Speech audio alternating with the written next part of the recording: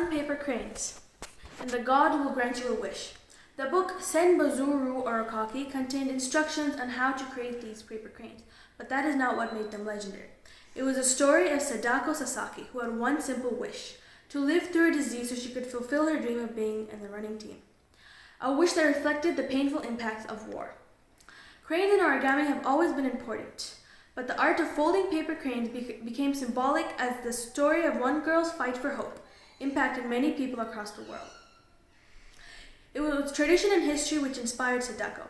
Throughout Asian history, cranes were thought to be well-behaved like gentlemen, incorrupt, naturally clean, and honest, as stated by a company named 1,000 Cranes.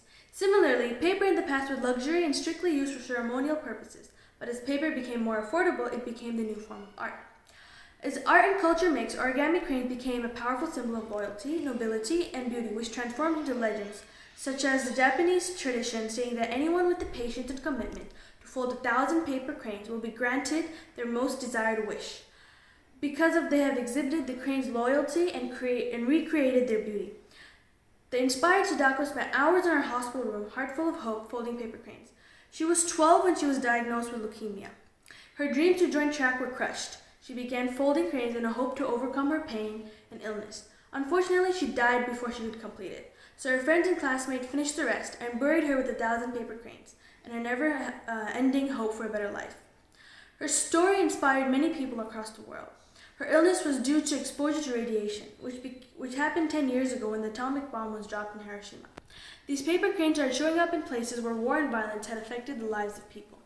In an interview conducted by National Geography, her brother stated that she led both the pain of her parents and her own suffering into each crane, and her spirit encouraged others to speak of her bravery.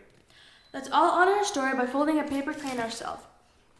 We're going to start with a square piece of paper, and we're going to fold it diagonally, vertically, and then once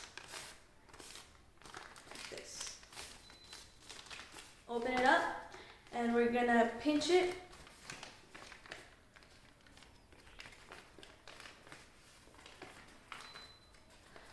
so that we'll end up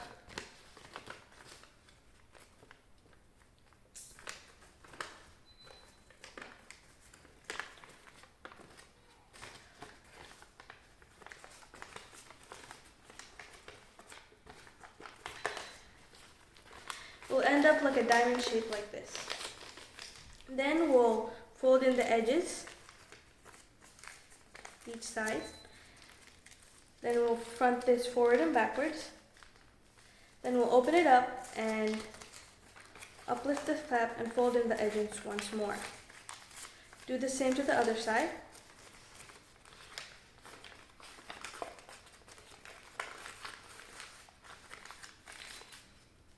Once done, we'll fold in the edges here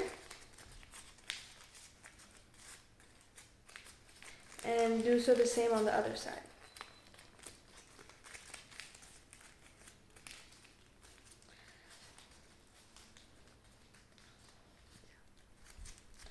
After that, we'll pinch in these two edges to face each other, which will leave us something like this.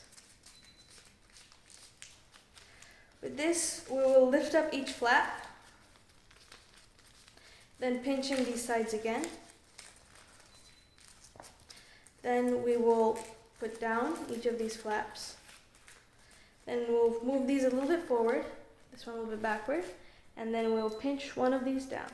Lift the flaps and you have a paper crane. The simple act of folding paper cranes have become very symbolic for the story of Sadako Sasaki. It was her motives and actions that reflected the suffering of children all over the world due to wars. Her story stands as an inspiration to us all, a symbol of hope, love, honor, and peace for a better future. Thank you.